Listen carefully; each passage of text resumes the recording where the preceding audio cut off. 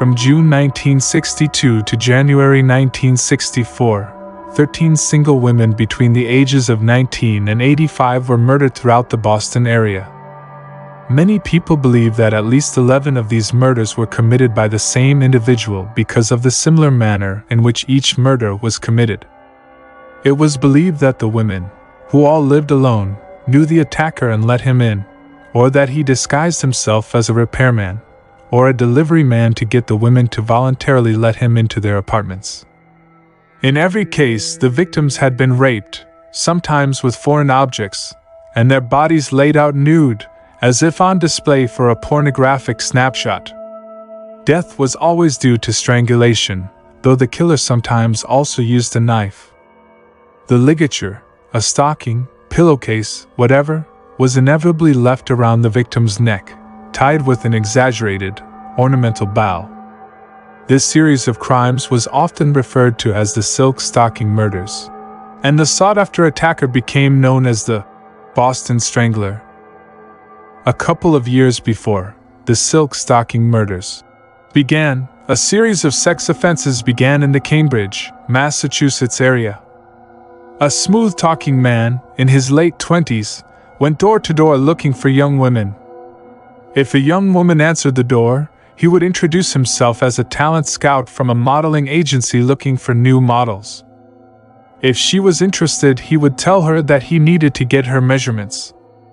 Many women expressed interest and allowed him to measure them with his measuring tape.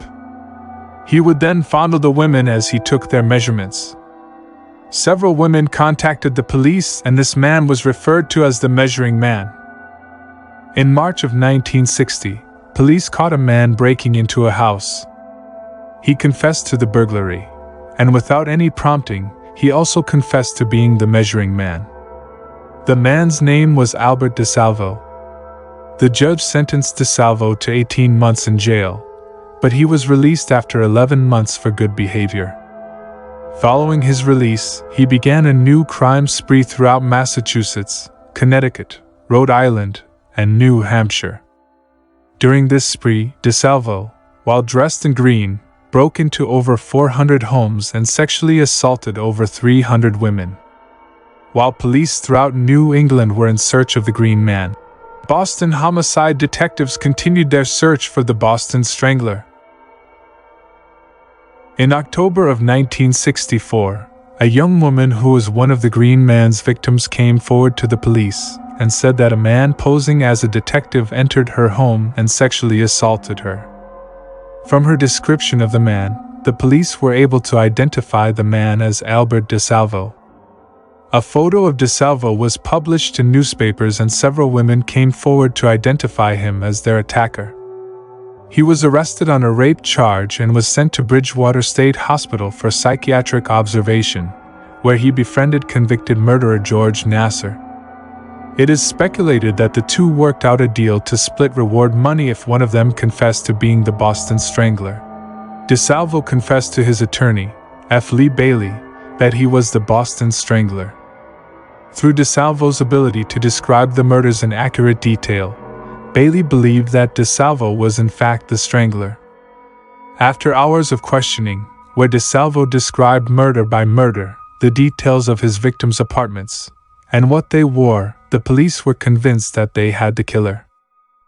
Despite his confession, there was no physical evidence to link Albert DeSalvo to the silk stocking murders. Doubt remained, and police brought the Strangler's one surviving victim, Gertrude Gruen, to the prison to identify the man she fought off as he attempted to strangle her. To observe her reaction, the police brought two men through the prison lobby.